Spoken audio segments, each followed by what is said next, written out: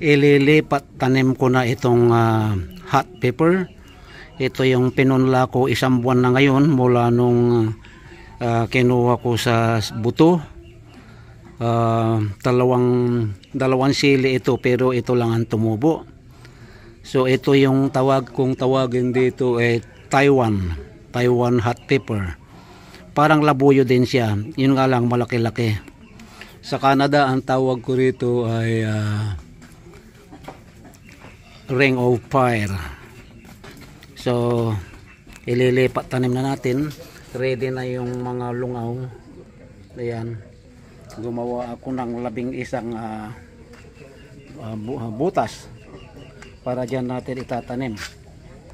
Kung naalaala nyo, nag-post ako noon 2 weeks ago or mahigit na, yung binaon ko yung yung balat ng saging na saba. So wala na akong makita ang balat, so meaning nabulok na. So umpisaan na natin po ang pagtatanim.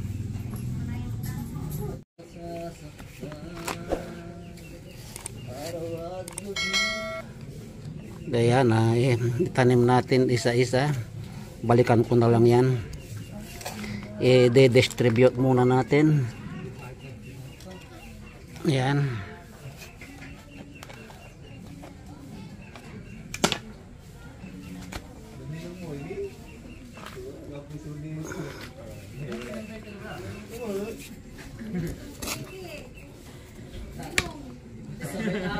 Saka natin tatabunan. Ayan, isa dyan.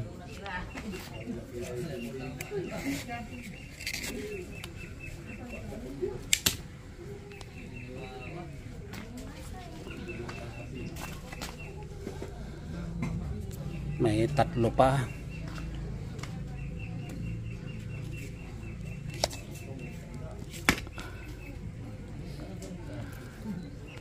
So ayan,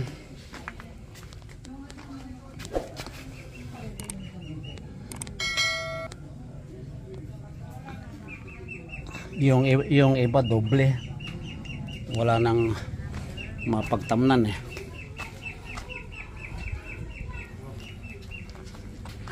Nagtanim ako sa Canada ito dati, ang dami. So ayan, so tatabunan na po natin. Yan, umpisahan natin dito sa una. Ayan.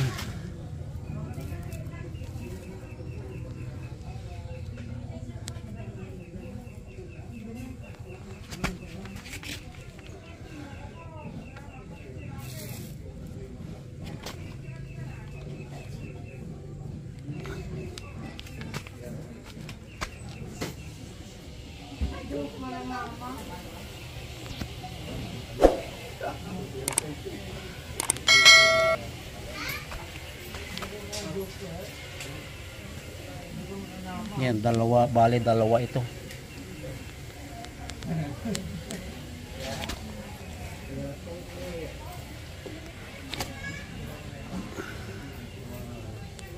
Paghiwalayan natin.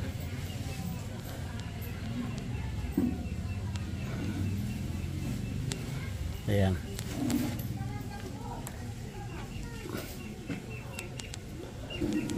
Pagkatapos, didiligin na natin.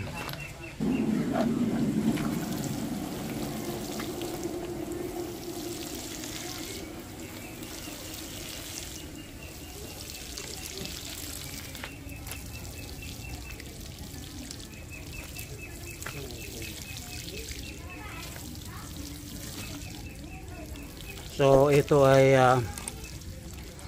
i-update ko kayo pagkaraan ng 1 buwan siguro, para makita natin kung ano ang improvement niya. So ayan, iubos na natin yung extra tubig. ito pwede nang magpunla uli ng ibang buto. So ayan, tapos na ang ating pagta-transplant ng hot pepper.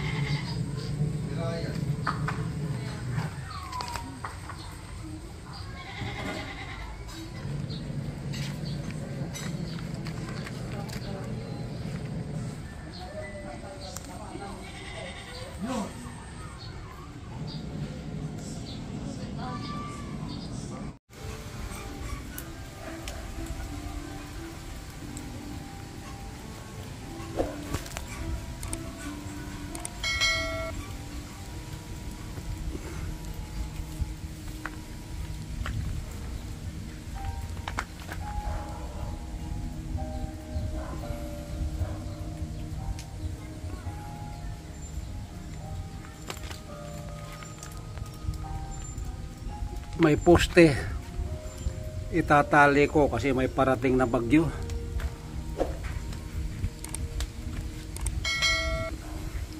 Yan, susuportahan natin kasi marami ng bunga. Ito ang pinakamaraming bunga.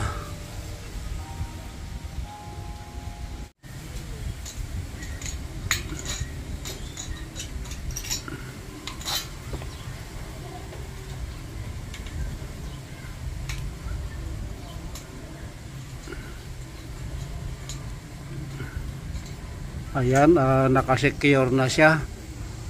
Mayroon lang sasandalan para kahit humangin hindi matutumba.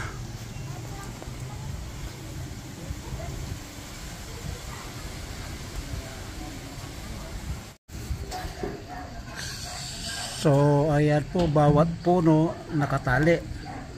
Ayan o. So safe na lahat.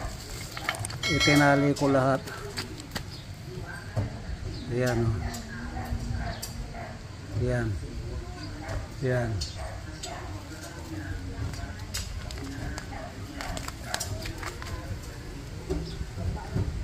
Ayan, hindi pa itatalian ko pa rin yan.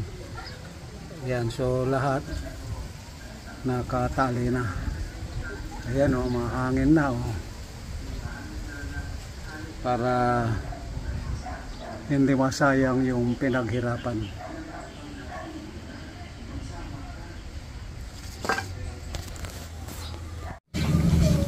After 75 days from transplanting, so this is now the result of our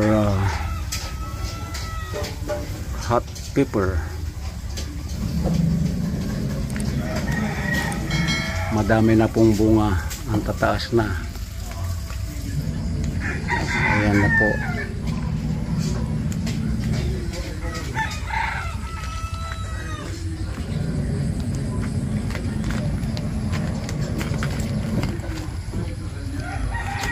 So ito na po yung mga bunga nila.